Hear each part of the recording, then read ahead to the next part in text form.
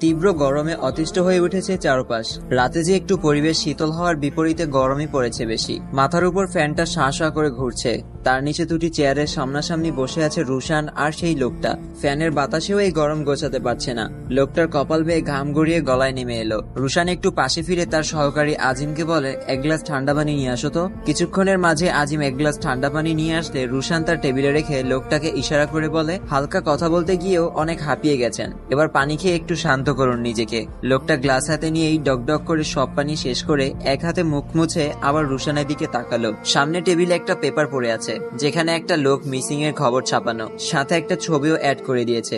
লোকটা আর কেউ না, রুশানের সামনে বসে থাকা সেই লোকটাই। লোকটা পানি খেয়ে গ্লাস রাখার পর রুশান তার দিকে একটু ঝুঁকে বসে প্রশ্ন করলো, তো কোথায় যেন ছিলাম আমরা? লোকটা একটু ঘাবড়ে যাওয়ায় হালকা চমকে বলে, কোথায়? রুশান এবার একটু হেসে চেয়ারে হেলান দিয়ে বলে, ভয় পেয়েছেন? তারপর কিছুক্ষণ চুপ থেকে বলে, যাই হোক, আপনাদের প্ল্যানটা কি ছিল? লোকটা এবার মনে করতে পেরে বলে, ও হ্যাঁ, এবারের প্ল্যানটা বড়। এক রাতে নেমে শতাধিক মানুষ কালেক্ট করতে হবে, সেটা হোক বাচ্চা হোক প্রাপ্তবয়স্ক। দেশের বিভিন্ন জায়গায় 47টি টিম ছড়িয়ে যাবে, প্রত্যেক টিমের লিডার থাকবে একজন করে। রুশান এবার কিছুটা সিরিয়াস লুক নিয়ে বলে, কোন দিন সেটা? হঠাৎ করে রুশানের এমন অগ্নিমাখা প্রশ্নে কিছুটা ভয় পেয়ে গেল লোকটা। তারপর শান্তভাবে বলে, 27 তারিখ রাতে। আজ 23 তারিখ, তার মানে খুব একটা বেশি বাকি নেই, সময় খুবই সীমিত। এর মাঝে সবকিছু প্ল্যান করে সাজাতে হবে, যা এতটাও সহজ কাজ নয়। প্রয়োজনে লাইফ রিস্ক নিতে হবে, তবুও এটা শতাধিক মানুষের জীবনের প্রশ্ন। হয়তো বিষয়টা ঘটে গেলে কয়েকদিন সোশ্যাল মিডিয়া তোলপাড় থাকবে, অপরাধীদের খুঁজে বেড়াবে। এরপর কয়েকদিন পার হলেই সবাই ভুলে যাবে সব। তাই যা করার সময় থাকতেই করতে হবে। 47টা টিম দেশের কোন কোন জায়গায় কাজ করবে তার লোকটার থেকে জেনে নিল রুশান। তারপর প্রধান সহকারী আজিমকে সব বুঝিয়ে দিয়ে বেরিয়ে গেল সে। আজ রাত পার হলেই কালকে 24 তারিখ, বাকি থাকে মাঝখানে 25, 26 2 দিন, 27 তারিখ সহ 3 দিন। এর মাঝেই সব করতে হবে। তাছাড়া 25 তারিখে আবার রাইসার বার্থডে। যাই হোক, এখন বার্থডে সেলিব্রেট করার সময় নয়, এটা শতাধিক মানুষের বাঁচা মরার প্রশ্ন। আজ 24 তারিখ, ব্যাগ গোছগাছ করছে রুশান। 27 তারিখের আগে আর এখানে ফেরা হবে না। রুমে এসে নিবিড় তার পাশে এসে বসলো। নিবিড় এখন মোটামুটি সুস্থ হয়েছে। 2 দিন কষ্ট পেয়ে আজ একটু ভালোর দিকে। প্রেম করার স্বাদ বরাবরের মতো মিটে গেছে তার। নিবিড় পাশে বসে বলে, ব্যাগ গুছিয়ে কোথায় যাচ্ছিস ভাই? আমাদের ছেড়ে চলে যাবি নাকি? রুশান একটু হেসে বলে, না রে, বাড়ি থেকে ফোন দিয়েছে, ইমার্জেন্সি, জায়গা জমির ঝামেলা, হয়তো কয়েকদিন আর ফেরা হবে না, মিস করবো তোদের। বলেই ব্যাগ কাঁধে নিয়ে নিবিড়কে জড়িয়ে ধরে বিদায় নিল রুশান। নিবিড়ও তাকে জড়িয়ে ধরে বলে, সাবধানে যাবি। এরপর রুশান একই কথা বলে একে একে সবাইকে বিদায় নিয়ে বেরিয়ে গেল। আজ কেন জানি একটা চাপা কষ্ট অনুভব হচ্ছে তার। যদি মিশন থেকে বেঁচে ফিরতে না পারে তাহলে এটাই হয়তো সবার সাথে শেষ দেখা তার। একটা বড় কেক নিয়ে প্রথমেই চলে গেল রাইসার বাসায়। আরিশা আন্টি তখন দুপুরের জন্য রান্না বসিয়েছে। রুশানকে দেখে কিছুটা অবাক হলো সে, কারণ আজ না বলেই হঠাৎ করে এসে পড়েছে। আরিশা আন্টির হাতে কেকের বক্সটা এগিয়ে দিয়ে বলে, এখানে কেক আছে, রাইসার প্রিয় চকলেট কেক। কালকে ওর জন্মদিন, কালকে আমি থাকতে পারবো না, একটা জরুরি কাজ পড়ে গেছে, তাই আজকেই নিয়ে আসলাম। এটা ফ্রিজে রেখে দিবেন। রাইসাকে বলার দরকার নেই, কালকে সময় হলে বের করে ওর সামনে দিবেন। আমার হাতে তেমন একটা সময় নেই, এখন গেলাম আন্টি, দোয়া করবেন আমার জন্য। বলেই আবার বেরিয়ে গেল রুশান। কেকের বক্সটা হাতে নিয়েই থ হয়ে দাঁড়িয়ে রইল আরিশা আন্টি। কিছুই মাথায় ঢুকলো না তার বেশিক্ষণ না ভেবে চুপচাপ কেকটা নিয়ে ফ্রিজে রেখে দিল সে। আজ 25 তারিখ, 26 তারিখের মিশন হলেও আজ রাতটা খুব ভয়ঙ্কর একটা রাত। কেন ভয়ঙ্কর তা একটু পরে বুঝতে পারবেন। রুশান নিজের টিম সেট করতে ব্যস্ত। কে কোন জায়গায় থাকবে, কার কাজ কি হবে, সবাইকে বুঝিয়ে দিচ্ছে সে। সেই সাথে সে নিজেও মেইন জায়গাটা বেছে নিয়েছে। আর এদিকে রুশানের নিয়ে আসা চকলেট কেকটা রাইসার সামনে এনে রাখলো তার মা। রাইসার মনটা আনন্দে নেচে উঠলো যখন শুনলো রুশান নিয়ে এসেছে এটা, তার মানে রুশানও এসেছে আজ। কিন্তু যখন শুনতে পেল রুশান আসেনি, বরং গতকাল এটা দিয়েই আবার চলে গেছে, তখন রাইসার সব খুশি হাওয়ায় মিলিয়ে গেল। কিছুক্ষণ নিশ্চুপ থেকে সামনে থাকা কেকটা ছুঁড়ে ফেলে দিল সে। ফ্লোরে ছড়িয়ে ছিটিয়ে গেল কেক। রাগী দৃষ্টিতে রাইসা বলে ওঠে, আমি কারো দায়িত্ব বা করুণা হতে চাইনি, আর কাউকে বলিওনি দায়িত্ব পালন করতে বা করুণা দেখাতে।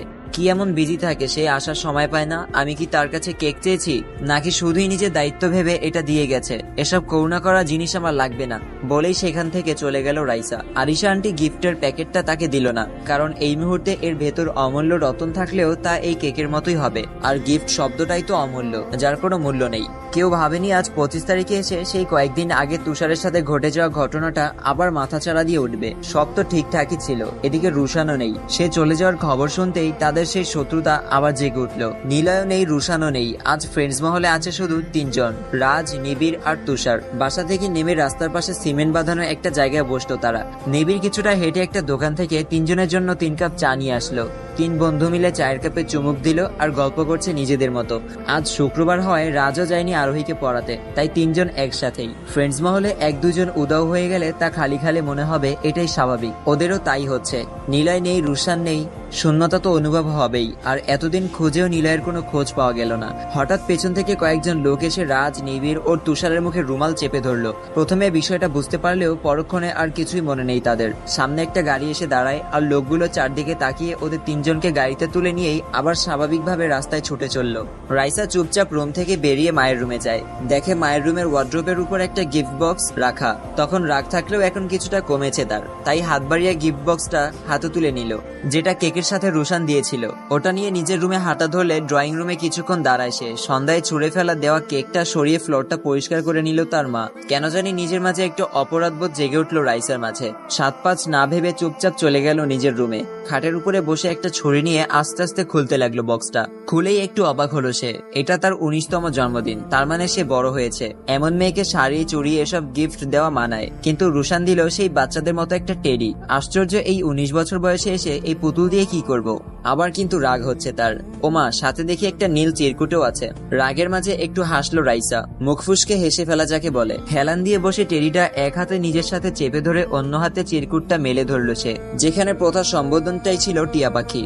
রাইসার মুখে হাসি ফুটলো। কত সুন্দর একটা সম্বোধন। যাই হোক, এবার চিঠিতে যাই। প্রিয় টিয়া পাখি, প্রথমেই সরি বলছি এই জন্মদিনে তোর পাশে থাকতে না পারার জন্য। তোকে এতটা গুরুত্ব দেওয়ার পরও তোর স্পেশাল দিন আমি তোর পাশে থাকতে পারছি না। কারণ তো নিশ্চয়ই আছে, তাই না? নিশ্চয়ই রাগ করে আছিস। আচ্ছা, এক কাজ কর, চিঠিটা নিয়ে আয়নার সামনে গিয়ে দাঁড়া। দাঁড়িয়েছিস? এবার রাগী মুখটা নিয়ে আয়নার দিকে তাকিয়ে দেখ কেমন লাগে। কি তাকিয়ে একটু পর হেসে দিলি, তাই তো? এবার রাগী লুক আর হাস্যোজ্জ্বল লুকের মাঝে একটু পার্থক্য খোঁজার চেষ্টা কর। আচ্ছা, ওসব কিছু বাদ, তুই এত কিছু বুঝবি না, তাই প্রথমেই সম্বোধনটা টিয়া পাখি দিয়েছি। কারণ এই পাখি বুঝে কম, চিল্লায় বেশি, ঠিক তোর মতো। এতটুকু পরেই এবার রাগ উঠলো রাইসার। প্রত্যেক জায়গায় সুন্দর মুহূর্তটায় একটা না একটা কিছু করে রাগ উঠিয়ে দেয় এই ছেলে। এটা কি তার স্বভাব, নাকি ইচ্ছা করেই এমন করে রাগানোর জন্য? শেষে আবার লিখে দিল, হ্যাপি বার্থডে আমার টিয়া পাখিটা।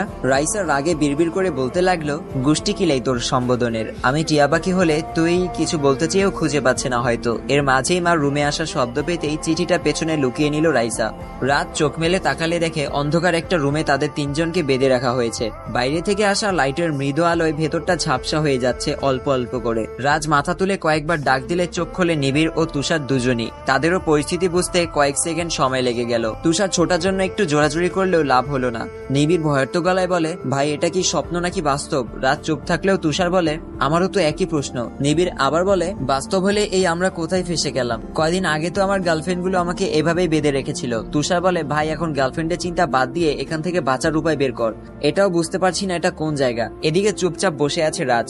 চোখ দুটো রক্তিম হয়ে উঠেছে তার, যেন সব এলোমেলো করে দিবে সে। কারণ লাইফে তাকে এভাবে বেঁধে রাখার সাহস দ্বিতীয় কেউ করেনি। তখনই দরজার আওয়াজ হলো, সেই সাথে অন্ধকার ঘরের লাইট জ্বলে উঠলো আর একটা ছেলে ভেতরে প্রবেশ করলো। তুষার চিনতে পারলো তাকে। সেদিনের রেস্টুরেন্টে ঝামেলা হওয়া সেই ছেলেটা। শুনেছিল অনেক আগে তুষারকে খুঁজছিল তারা, এরপর আর খোঁজেনি। কেন খোঁজেনি সেটা জানে না সে। ভেবেছিল হয়তো ওরা ঝামেলা বাড়াতে চায় না, তাই। এর মাঝেই ছেলেটা একটু হেসে তুষারের সামনে বসলো আর বলে, মেয়ের সামনে সেদিন খুব তো হিরোগিরি দেখালি, আজ দেখা তোর হিরোগিরি। তুষার ঠান্ডা মাথায় বলে, দেখুন আমি মোটেও হিরোগিরি দেখাইনি। একজন মেয়ের সাথে অন্যায় হচ্ছিল, আমার যেটুকু কর্তব্য ছিল আমি তাই করতে চেয়েছি। ঝামেলাটা আপনিই বড় করেছেন। ছেলেটা হাসতে হাসতে বলে, সেদিনের বুকের ব্যথাটা আজও কমেনি, আর তোকে না মারা পর্যন্ত কমবেও না। সাথে তোর বন্ধুরাও বিপদে পড়ে গেল। বলেই মুখ দিয়ে কয়েকবার চৌসূচক শব্দ করলো সে। এরপর আবার বলে, তোর আরেকটা ফ্রেন্ড আছে না, রুশান না কি যেন নাম, পাঠিয়েছিলি না? সেদিন এসে অনেক বড় ফাপড় নিয়েছিল, বাবার কারণে কিছু বলতে পারিনি। এখন তাকে বল কিছু করে দেখাতে। এর মাঝে রাজের ফোনটা বেজে উঠলো। ছেলেটা রাজের পকেটে হাত দিয়ে ফোনটা বের করে দেখে অরিন নামের একটা মেয়ের নাম্বার। ছেলেটা একটু হেসে বলে, গার্লফ্রেন্ড নাকি? রাজ গম্ভীর হয়ে চুপ করে রইল। ছেলেটা আবার বলে, তাকে কি জানানো উচিত না যে তোদের তিনজনের অগ্রিম মৃত্যুর খবর? না থাক, শকড হতে পারে। বলেই আবার রাজের পকেটে ফোনটা রেখে দিয়ে বলে, ওকে গুড নাইট, কালকে সকালে দেখা হবে আবার।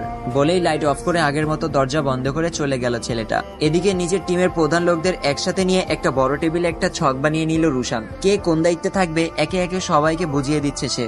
কারণ সবাই একসাথে থাকতে পারবে না, একে একে আলাদা হয়ে যেতে হবে সবাইকে। হয়তো মারো নয়তো মরো, হয়তো মেরে আসবে নয়তো মরে আসবে, তবুও যেন নিজের দায়িত্ব থেকে এক কদম পিছু পা না হাঁটে কেউ। সবাই মনোযোগ দিয়ে ছক দেখছে আর রুশান যা যা বুঝাচ্ছে তা বুঝে নিচ্ছে। আজ রাত পার হলেই কালকে 26 তারিখ, আর কালকের মাঝেই সব টিম সাজিয়ে তুলতে হবে। তাদের 50 জন 5 টিমে ভাগ হলো, আর মিশনের সময় সবাই একা একা ওদের পিছু নিবে। যে জায়গাটা সবচেয়ে ঝুঁকিপূর্ণ ওখানে 2 জন থাকবে। পাখির কিচিরমিচির ডাক কানে ভেসে আসে। পূর্ব দিগন্তে সূর্যের সোনালী আলো ফুটে উঠেছে, যা নতুন দিনের সূচনা। ধীরে ধীরে এই সোনালী রং সাদা হয়ে উঠবে, সেই সাথে বাড়তে থাকবে তেজও। এদিকে সকাল হতেই রাজ, নিবিড় ও তুষারকে রুম থেকে বের করে একটা আলাদা জায়গায় নিয়ে যাওয়া হলো। ঘর থেকে বাইরে বাড়ির পেছনটায় 2 হাত উপরে বেঁধে ঝুলন্তের মতো করে বাঁধা হলো তাদের। আর ছেলেটা ও তার বাবা টেবিলে বসে ওদের নানান কথা জিজ্ঞেস করছে। নিবিড় মাঝে মাঝে উত্তর দিলেও বাকি 2 জন চুপ হয়ে আছে। নিলয় এখানে থাকলে হয়তো ছেড়ে দেওয়ার জন্য কেঁদে কেটে একাকার অবস্থা করে ফেলতো। লোকটা কোমর থেকে একটা পিস্তল বের করে টেবিলের উপর রাখলো। প্ল্যান হলো ওদের 3 বন্ধুকে একসাথে গুলি করে মারা। তুষারের বুকটা ধুকধুক করতে শুরু করলো, কারণ তার কিছু হয়ে গেলে তার মা ও বোনের কি হবে। রাজ এখনো নিশ্চুপ, গতকাল থেকে একটা কথাও বলেনি সে, শুধু চোখ দুটো রক্তিম হয়ে আছে তার। ওদের 3 বন্ধুকে নিয়ে হাসাহাসি করছে ওখানে থাকা সব মানুষ। এর মাঝে বাইক নিয়ে কারো আগমন ঘটায় সবাই হাসে থামিয়ে সেদিকে তাকায়।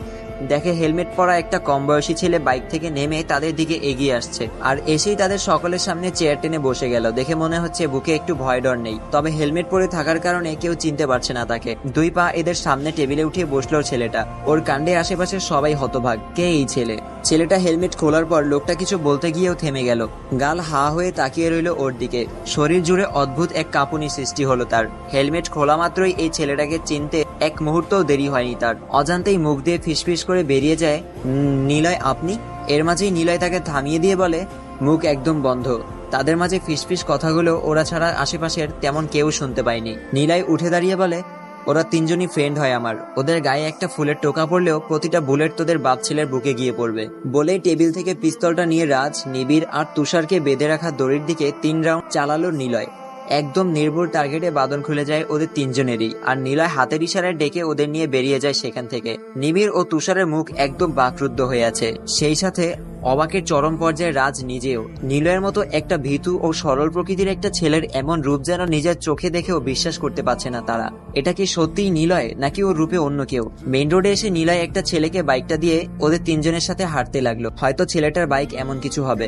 আর মুচকি হেসে বলে, কিরে ফাপোটা কেমন নিলাম আজ? নিবিড় মাথায় হাত দিয়ে বলে, ভাই আমি বিশ্বাস করতে পারছি না, এটা তুই? আর এতদিন কোথায় ছিলি তুই? তোকে কত খুঁজেছি আমরা। নিলয় হেসে বলে, তোরা বন্ধুকে বাড়ি থেকে বের করে দিলেও সে তোদের ভুলে যায়নি। বন্ধুর বিপদ শুনে আর রাগ করে থাকতে পারিনি, ছুটে চলে এলাম। বলেই পাশ দিয়ে যাওয়ার সময় একটা ছোট্ট ট্রাক দাঁড় করালো সে, আর ড্রাইভারকে বলে, ভাই আমরা একটু সামনে যাব, নিয়ে যাবেন?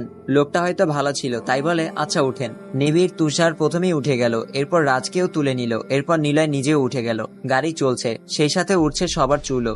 তুষার এখনো অবাক ভঙ্গিতে বলে, ভাই আজ কি দেখালি এটা? তুই কি মাফিয়া দলের কেউ? নিলয় হাসতে হাসতে বলে, ভাই বিশ্বাস কর আমি নিজেও জানি না এত বড় ফাপড় আমি কিভাবে নিয়েছি। তোদের বাঁচাতে হবে এটা ভেবে কিভাবে যেন হয়ে গেছে এটা। নিবিড় পাশ থেকে পোড়ন কেটে বলে, সব না হয় মানলাম, আমাদের বাঁচাতে তোর শরীরে একটা আলাদা হিট চলে এসেছিল, কিন্তু তুই গুলি চালানো শিখলি কিভাবে, তাও আবার এত নির্ভুল? নিলয় বলে, আমার বাবা ছিল পুলিশ অফিসার, স্বপ্ন ছিল আমাকেও পুলিশ অফিসার বানানো, তাই আমাকে একটা ট্রেনিং সেন্টারে ভর্তি করেছিল সে ছোটকালে। সেখান থেকেই এই পিস্তল চালানো শিখেছি। নিবিড় ও তুষার দুজনই একসাথে বলে, তোকে যেন আজ চিনতেই কষ্ট হচ্ছে আমাদের, মনে হচ্ছে একটা স্বপ্নের মধ্য দিয়ে পার করছি সব। বিনিময়ে একটু হাসলো নিলয়। চুপচাপ খোলা আকাশের নিচে ছুটে চলল সবাই। অপরদিকে রাজের মুখে নেই কোনো প্রশ্ন, নেই কোনো অবাক হওয়ার ছাপ, শুধু তীক্ষ্ণ দৃষ্টিতে তাকিয়ে আছে নিলয়ের দিকে। নিলয় ও রাজের দিকে তাকাতেই চোখাচোখি হয়ে যায় দুজন। চোখাচোখি হয়ে তাকিয়ে আছে একে অপরের দিকে। আজ এই দৃষ্টিতে কোনো করুণতা নেই, খুবই ভয়ঙ্কর এই দৃষ্টি।